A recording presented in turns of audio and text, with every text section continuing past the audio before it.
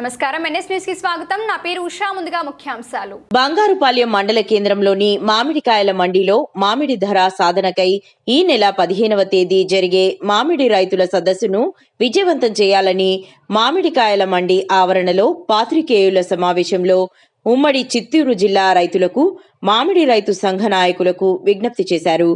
ఈ కార్యక్రమంలో జిల్లా అధ్యక్షుడు జనార్దన్, ప్రధాన కార్యదర్శి మునీశ్వర్ రెడ్డి, సురేంద్ర, మురళి, త్యాగరాజు రెడ్డి, సంజీవరెడ్డి, సందీప్, మోహన్ రెడ్డి తదితరులు పాల్గొన్నారు.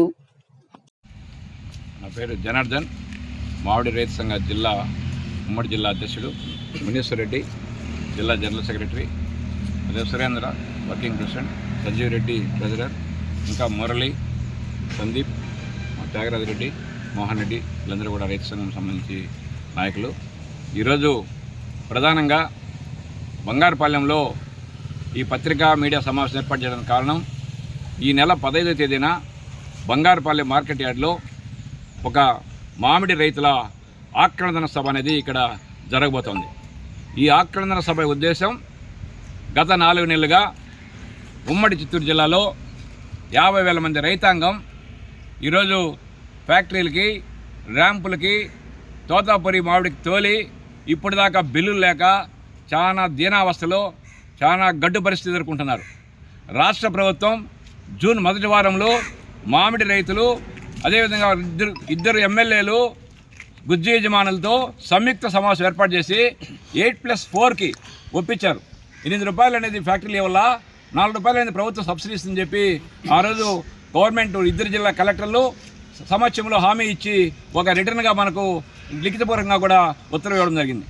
కానీ ఆ తర్వాత రాష్ట్ర వ్యవసాయ శాఖ మంత్రి అచ్చెన్నాయుడు, ఆ తర్వాత ముఖ్యమంత్రి సైతం దీన్ని ఆమోదించారు. మేము చెప్పిన తర్వాతనే కలెక్టర్ చేశాడు, ఖచ్చితంగా 8+4 అమలు చేయాల్సింది, ఇవ్వకపోతే యాక్షన్ తీసుకుంటామని చెప్పారు. కానీ దాదాపు ఈరోజు జూన్ మొదటి వారంలో క్రషింగ్ అయితే, మేలో జరగాల్సిన క్రషింగ్ జూన్లో క్రషింగ్ మొదలుపెట్టి జూలై చివరికి వచ్చే కొద్దిగా ఇల్లు 12 రూపాయలు 14 రూపాయలు తెచ్చుకున్నారు.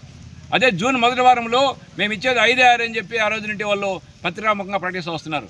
కానీ ప్రభుత్వ సబ్సిడీ అనేది గత జూన్ 22వ తేదీకి 260 కోట్ల రూపాయలు పడిపోయింది.